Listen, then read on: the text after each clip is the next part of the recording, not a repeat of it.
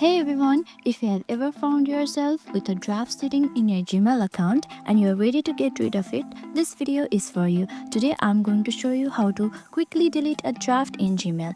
Let's dive right in. First, open up the Gmail app on your phone.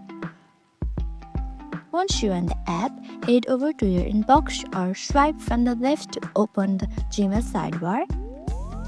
Here, scroll down and tap on Drafts. This folder holds all the emails that you have started but haven't sent yet. Here you will see a list of your draft emails. To delete one, simply swipe left and it will be moved to Drafts.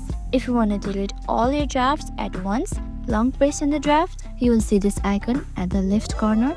Tap on it. This will select all of your drafts.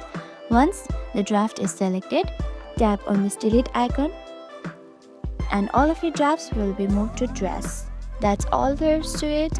You have successfully deleted your Gmail draft on your phone. If this video helped, don't forget to give it a thumbs up and be sure to subscribe for more helpful tips. Thanks for watching and I'll see you in the next video.